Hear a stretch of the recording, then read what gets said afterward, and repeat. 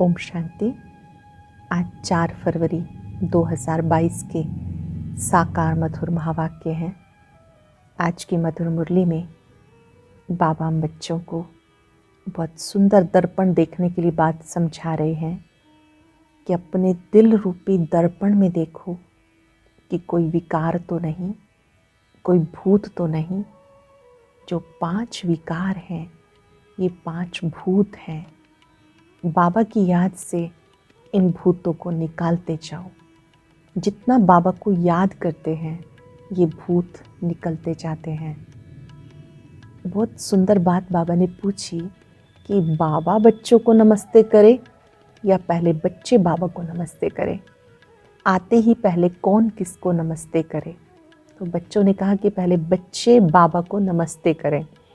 तो बाबा ने कहा नहीं, बाबा बच्चों को नमस्ते करते हैं क्योंकि बाबा सभी का बाप है, बेहद का बाप है। और ये संगम की रस्म सबसे न्यारी है जो बाप बच्चों को नमस्ते करते हैं। बाबा निराकार निरंकारी है तो बाबा बच्चों की सेवा पे उपस्थित हुए हैं। बाबा की ये बेहद की सेवा है। बाबा ने कहा मैं तुम बच्चों को पतित से पावन बनाने के लिए बहुत दिल से आता हूँ और अब मैं तुम बच्चों को घर ले जाने आया हूँ। बाबा कहते तुम बच्चे सिक्के लदे बच्चे हो, कल्प पहले वाले बच्चे हो, आप थक गए हो। यादगार है द्रौपदी के पांव दबाए। वंदे मातरम ये भी अक्षर किसने उच्चारा? बाबा ने ही उच्चारा। तो बाबा आकर बच्चों की ये बेहद की सेवा करते हैं जिसे दुनिया में और कोई भी नहीं जानते। बाबा समझाते हुए ये बात भी पक्की करा रहे हैं बच्चों को कि आप किसी को ज्ञान की बात समझाते हो, आपको भी समझानी नहीं आती तो आप अपने से बड़ों को रेफ़र करो, अपने से बड़ों को रिगार्ड दो। आप कह सकते हो कि हमारे बड़े आपको इस विषय पे समझाएंगे। ऐसे बच्चों को अपने से बड़ों का रिगार्ड रखना है। जैसे बाबा बच्चों की सेवा में आए हैं ऐसे आप बच्चों को भी बेहद की सेवा करनी है। सुनते हैं बाबा के मधुर बोल बाबा के शब्दों में। ओम शांति। बाबा ने कहा मीठे बच्चे अपने दिल दर्पण में देखो, अंदर में कोई भूत तो नहीं। भूतों को निकालने का प्रयत्न करते रहो। अपने दिल रूपी दर्पण में देखो, अंदर में कोई भूत तो नहीं। भूतों को निकालने का प्रयत्न करते रहो। क्वेश्चन है बाप और बच्चों के बीच संगम पर दुनिया से बिल्कुल न्यारी रस्म चलती है, वो कौन सी? बाप और बच्चों के बीच संगम पर दुनिया से बिल्कुल न्यारी रस्म चलती वो कौन सी? दुनिया में बच्चे बाप को नमस्ते करते हैं, यहाँ बाप बच्चों को नमस्ते करते हैं। बाबा खुद कहते मीठे बच्चे मैं तुम्हारी सेवा में आके उपस्थित हुआ हूँ तो तुम बच्चे मेरे से भी बड़े ठहरे। दूसरा मैं निराकार निरंकारी हूँ, जरूर मैं पहले नमस्ते करूँगा। ये भी संगम की न्यारी रस्म है। ये संगम युग की न्यारी रस्म है जो बाबा बच्चों को नमस्ते करते हैं। ओम शांति। आने से पहले पहले बाप बच्चों से नमस्ते करे या बच्चे बाप को नमस्ते करें? बाबा ने पूछा तो बच्चों ने कहा बच्चे बाप को करें। नहीं, पहले बाप को नमस्ते करनी पड़े। संगम की रस्म रिवाज सबसे न्यारी है। बाबा खुद कहते मैं सभी का बाप तुम्हारी सेवा में आके उपस्थित हुआ हूँ तो जरूर बच्चे बड़े ठहरे। दुनिया में बच्चे बाप को नमस्ते करते, यहाँ बाप बच्चों को नमस्ते करते हैं। गाया हुआ है निराकारी निरंकारी, तो वो भी दिखाना पड़े। वो तो सन्यासियों के चरणों में झुकते हैं, चरणों को चूमते हैं, समझते कुछ भी नहीं। बाप तो आते हैं कल्प के बाद बच्चों से मिलने के लिए। तुम बहुत सिक्के लदे बच्चे हो, इसलिए कहते हैं मीठे बच्चे तुम थक गए हो। द्रौपदी के पांव दबाए तो सर्वेंट हुआ ना। वंदे मातरम किसने उच्चारा? बाप ने। बच्चे समझते हैं बाबा आया हुआ है सारी सृष्टि की बेहद की सेवा पर। बाबा आया है सारी सृष्टि की बेहद की सेवा पर। सृष्टि पर कितना किचड़ा है, ये है नर्क, तो बाप को आना पड़ता नर्क को स्वर्ग बनाने के लिए। वो दिल से आते हैं, जानते हैं मुझे बच्चों की सेवा में आना है। कल्प कल्प सेवा पर उपस्थित हुए हैं, यहाँ बैठे सबकी सेवा हो जाती है। ऐसे नहीं कि सबके पास जाना होगा, सारी सृष्टि का कल्याणकारी दाता वो एक है ना। उनकी भेंट में मनुष्य कोई सेवा कर ना सके, उनके बेहद की सेवा। शिव बाबा की सेवा बेहद की सेवा है। गीत चला जाग सजनिया जाग, कितना अच्छा गीत है। नवयुग पर भी समझाना चाहिए, युग भी भारतवासियों के लिए है। भारतवासियों से फिर वह सुनते हैं सतयुग त्रेता होकर गए, क्योंकि वो आते ही हैं द्वापर में। तो औरों से सुनते हैं भारत प्राचीन खंड था, उसमें देवताएं राज्य करते थे। आदि सनातन देवी देवता धर्म था जो अभी नहीं है। गीता है देवी देवता धर्म का माई बाप, बाकी सब बाद में आते हैं। तो ये हुआ प्राचीन सब धर्मों के लिए। वास्तव में गीता ही मुख्य है जो सबको माननी चाहिए, परंतु मानते कहाँ हैं? वो अपने धर्म शास्त्र को ही मानते हैं, ये तो जानते नहीं भगवान ने गीता कब उच्चारी। गीता है बाप की उच्चारी हुई, उसमें बाप के बदले बच्चे का नाम डाल मुश्किलात कर दी। इसलिए सिद्ध नहीं होता कि शिवरात्रि कब मनाएं। शिव जयंती के बाद होती है श्री कृष्ण जयंती। कभी भी श्री कृष्ण यज्ञ नहीं गाया जाता, रुद्र ज्ञान यज्ञ ही गाया जाता। उनसे ही विनाश ज्वाला प्रज्वलित हुई। सो तो बरोबर देख रहे हो, आदि सनातन देवी देवता धर्म की फिर से स्थापना हो रही है। फिर ये और अनेक धर्म रहेंगे नहीं। श्री कृष्ण भी तब आए जब और सब धर्म ना हो। बाकी सब आत्माएं मुक्ति धाम में रहती हैं, भगवान से सबको मिलना होता है। सब बच्चों को बाबा सलाम करेंगे, सभी बच्चे बाप को सलाम करेंगे। बाप भी फिर आकर बच्चों को सलाम करते हैं, बच्चे फिर बाप को करते हैं। इस समय बाप साकार में आया हुआ है। यहाँ तो सब आत्माएं बाप से मिल ना सके, क्योंकि कोटों में कोई ही आएंगे। तो सभी भगत कब और कहाँ मिलेंगे? जहाँ से भगवान से बिछुड़े हैं वहीं जाकर मिलेंगे। भगवान का निवास स्थान है ही परम धाम। बाबा कहते सब बच्चों को दुख से लिबरेट कर परम धाम लेके जाता हूँ। ये काम उनका ही है। बाप को आना ही है पतित सृष्टि को पावन बनाने के लिए। हेवनली गॉड फादर है तो जरूर स्वर्ग क्रिएट करेंगे ना। नरक की स्थापना रावण, स्वर्ग की स्थापना बाप करते हैं। इनका राइट नाम शिव बिंदु, आत्मा भी बिंदु है। भ्रिकुटी के बीच में इतनी ही रह सकेंगी। तो जैसी आत्मा वैसा परमात्मा। वंडर है जो इतनी छोटी सी आत्मा में 84 जन्मों का अविनाशी पार्ट भरा हुआ है, जो कभी घिसता नहीं, फॉर एवर चलता रहेगा। कितनी गुह्य बातें हैं। अब मनुष्य शांति मांगते हैं क्योंकि सब शांति में जाने वाले हैं। कहते हैं सुख कागविष्ठा के समान है। अब गीता में तो है राजयोग से राजाओं का राजा बनना। तो जो सुख को कागविष्ठा समान समझते हैं उनको राजाई कैसे मिले? ये तो प्रवृत्ति मार्ग की बात है। ग्रस्त व्यवहार में रहते तुम्हें कमल फूल समान पवित्र रहना है। Charity begins at home. सेवा करनी घर से शुरू करो। शिव बाबा भी कहते मैं पहले इसको ब्रह्मा को समझाता हूँ। निराकार शिव बाबा जब आते हैं ब्रह्मा तन में, सबसे पहले साकार ब्रह्मा को समझाता हूँ। शिव बाबा का ये चैतन्य होम है। पहले पहले ये सीखते हैं, फिर उनसे एडॉप्टेड चिल्ड्रन नंबरवार सीख रहे हैं। ये बड़ी गुह्य बातें हैं। सदगति दाता पतित पावन खुद आकर ये सब राज समझाते। ऐसे नहीं कि वहाँ से प्रेरणा करते हैं, वो तो यहाँ आते हैं। यादगार भी शिव के अनेक मंदिर हैं। खुद कहते मैं साधारण ब्रह्मा तन में आता हूँ। ये खुद अपने जन्मों को नहीं जानते।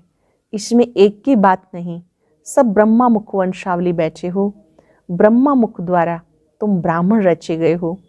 तुम ब्राह्मणों को ही समझाते हैं। निराकार शिव बाबा ब्रह्मा मुख से ब्राह्मणों को ही समझाते। यज्ञ हमेशा ब्राह्मणों द्वारा ही चलता है। उन गीता सुनाने वालों के पास ब्राह्मण तो है नहीं, इसलिए वह यज्ञ भी नहीं ठहरा। ये तो बेहद बाप का रचा हुआ बड़ा भारी यज्ञ है। कब से डेगियां बड़े बड़े पतीले चढ़ते आए, भंडारा अब तक चलता ही रहता है। समाप्त कब होगा?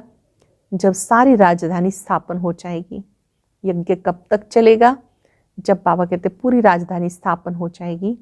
बाबा कहते तुम्हें वापस घर ले जाएंगे, फिर नंबरवार पार्ट बचाने भेज देंगे।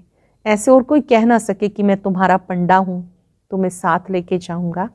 पतित मनुष्यों को पावन बनाकर ले जाते हैं, फिर अपने अपने धर्म स्थापन करने समय पार्ट बजाने आत्माएं आना शुरू करती हैं। अनेक धर्म अभी हैं, बाकी एक धर्म नहीं है। तो गीता है सर्व शास्त्रों में शिरोमणि, क्योंकि उनसे सबकी गति सदगति होती है। गीता है सर्व शास्त्र शिरोमणि, क्योंकि उससे सबकी गति सदगति होती। भारतवासियों में भी ज्ञान वो लेते जो आत्माएं पहले पहले परमात्मा से अलग हुई हैं। पहले पहले वो आना शुरू करेंगे नंबरवार, फिर सबको आना है। सतो रजो तमो में सबको पास करना है। अब कल्प की आयु पूरी हुई, सब आत्माएं हाजिर हैं, बाप भी आ गए। हर एक को अपना पार्ट बजाना है। नाटक में सब एक्टर स्टेज पर तो नहीं आ सकते, अपने टाइम पर आते हैं। बाबा ने समझाया नंबरवार कैसे आते हैं। वर्णों का भी राज समझाया। चोटी तो ब्राह्मणों की है, परंतु ब्राह्मणों को भी रचने वाला कौन? शूद्र तो नहीं रचेंगे। चोटी के ऊपर फिर है ब्राह्मणों का बाप ब्रह्मा, ब्रह्मा का बाप फिर है शिव बाबा। तो तुम हो शिववंशी, ब्रह्मा मुख वंशावली। तुम ब्राह्मण सो देवता बनेंगे। वर्णों का हिसाब समझाना है। बच्चों को राय भी दी जाती, सब एक जैसे होशियार तो नहीं है। कोई नए के आगे विद्वान पंडित आकर डिबेट करेंगे तो वो समझा नहीं सकेंगे। तो कहना चाहिए कि मैं तो नई हूँ, आप फलाने टाइम पर आना, हमारे से बड़ी बहन आपको समझाएगी। मेरे से तो तीखे हैं, क्लास में नंबरवार तो होते हैं। इसमें देहाभिमान नहीं आना चाहिए, नहीं तो आबरू चली जाती है। कहेंगे बी के तो पूरा समझा नहीं सकती। देहाभिमान को छोड़ रेफर करना चाहिए बड़ों की तरफ। बाबा भी कहते हैं ना, हम ऊपर से पूछेंगे। ब्रह्मा बाबा भी कहते हैं कोई बात कि हम शिव बाबा से पूछेंगे। महारथी घोड़ेसवार प्यादे तो है ना, किनकी शेर पर सवारी भी है। शेर सबसे तीखा होता है, जंगल में अकेला रहता है। हाथी हमेशा झुंड में रहता है, अकेला हो तो कोई मार भी दे। शक्तियों की भी शेर पर सवारी दिखाते। बच्चों को समझाया गीता का भगवान श्री कृष्ण कहना रॉन्ग है। श्री कृष्ण के शास्त्र तो सब धर्म वाले तो नहीं मानेंगे। श्री कृष्ण के शास्त्र को सब धर्म वाले तो नहीं मानेंगे। प्राचीन देवी देवता धर्म किसने स्थापन किया वो सिद्ध करके बताना है। उनको गॉड गॉडेस भी कहते। श्री कृष्ण तो दिव्य आत्मा है, ईश्वर अलग है। लक्ष्मी नारायण को भगवान भगवती कहते, वह पालना के निमित्त है। अगर लक्ष्मी नारायण को भगवान भगवती कहते हो तो विष्णु शंकर को पहले भगवान कहना पड़े। जानते हो भगवान बिना गीता कोई बोल ना सके। भगवान के मुख की गाई हुई गीता है, श्री श्री रुद्र की गीता है, इसको कोई अपना मुख बना ना सके। गीता सिवाय शिव बाबा के और किसी के मुख से आ ना सके। गीता माता है, उनका रचयिता शिव बाबा है। वो बैठ ओरली समझाते हैं, शिव बाबा मौखिक रूप से समझाते हैं। वो ज्ञान सागर है, तो रचयिता ही रचना की नॉलेज देंगे। इसलिए ऋषि मुनि भी कहते बेअंत है। ईश्वर की गतमत ईश्वर जाने। अब ईश्वर की मत सो है श्रीमत, जिससे सदगति मिल जाती सो तो ठीक है। गति के साथ सदगति दोनों कहना पड़े, क्योंकि भारत में जब स्वर्ग होता है तब और धर्म वाली गति में होते हैं। भारतवासी सदगति अर्थात जीवन मुक्ति में है। ये सब राज बाबा समझाते जो धारण करना है। भक्ति मार्ग वाले कहते हैं वेद शास्त्र आदि सबसे ईश्वर का रास्ता मिलता है, परंतु ऐसे तो है नहीं। ये कोई शिमला की पहाड़ी थोड़ा ही है जो जहाँ से भी चले जाओ तो पहुँच जाएंगे। यहाँ तो साजन को सजनियों के पास आना पड़े, सजनियों का श्रृंगार कराना पड़े स्वर्ग का मालिक बनाने के लिए। सब महाराजा महारानी बनना चाहते हैं, परंतु बाबा कहते पहले अपना मुख तो देखो। महाराजा महारानी बनना चाहते हैं, पहले अपना मुख तो देखो। नारद की बात भी अभी की है, उनको लक्ष्मी को वरने की दिल हुई तो उसको कहा कि अपनी शक्ल तो देखो। बाबा भी कहते दिल दर्पण में देखो, काम का भूत तो नहीं आता।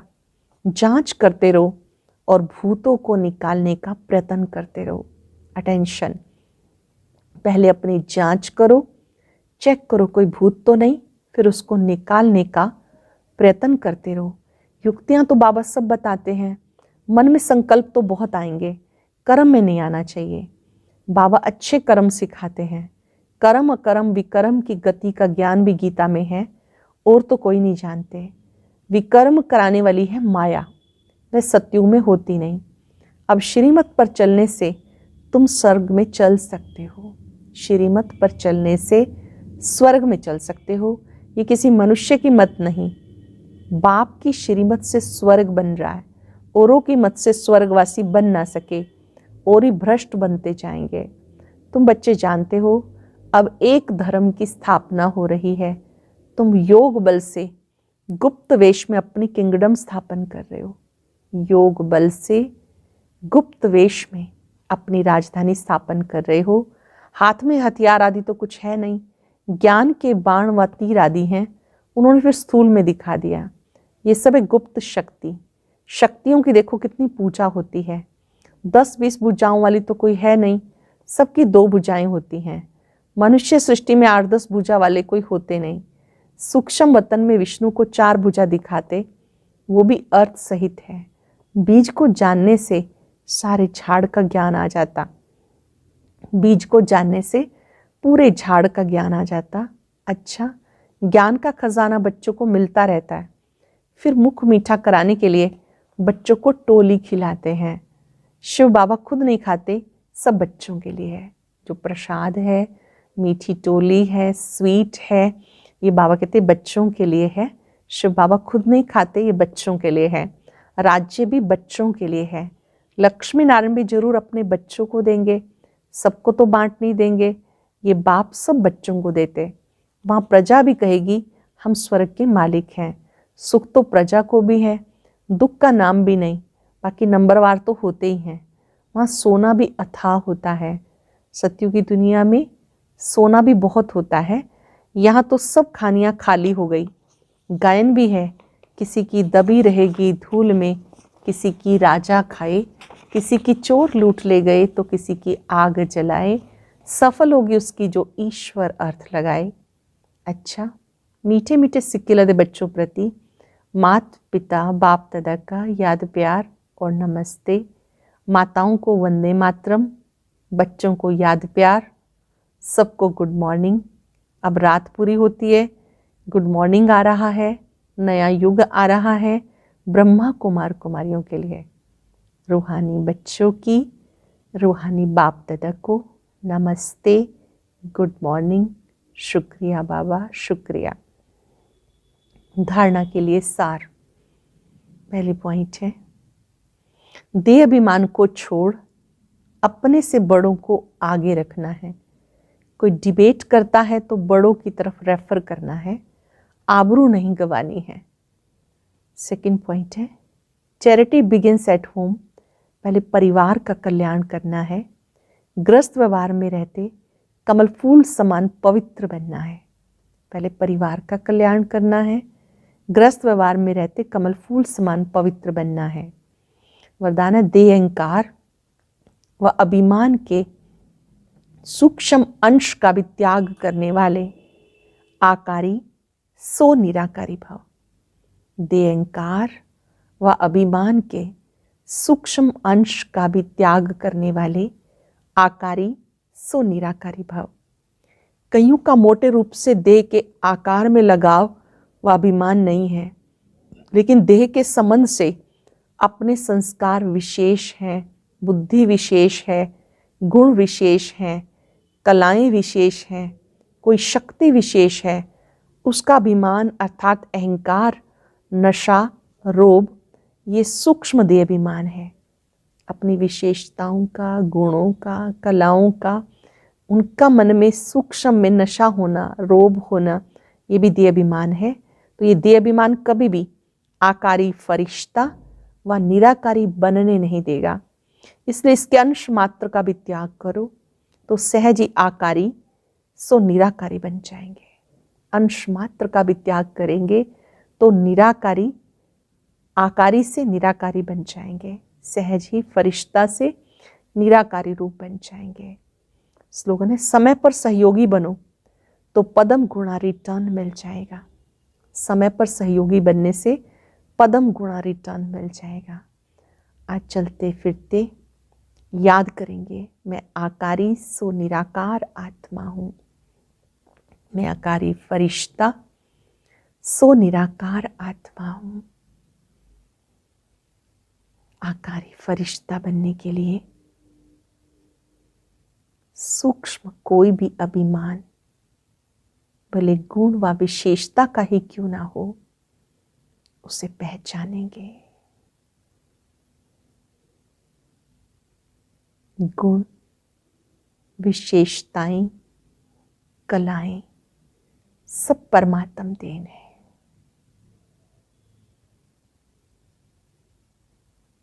इनका सूक्ष्म अभिमान निराकारी नहीं बनने देता। अपने सूक्ष्म अभिमान को पहचानना महानता की निशानी है। अनुभव करें, ये गुण विशेषताएं भी परमात्म देन है।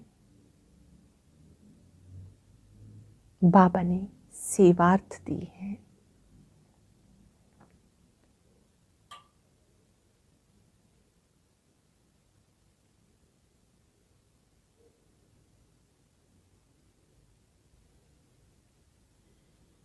बाबा की विशेषताएं बाबा को सौंप दें। महसूस करें, मैं निराकार आत्मा निराकारी देश से आई हूं।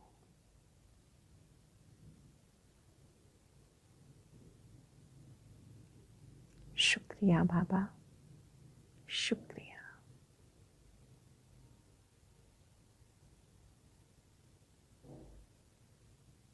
ओम शांति शांति।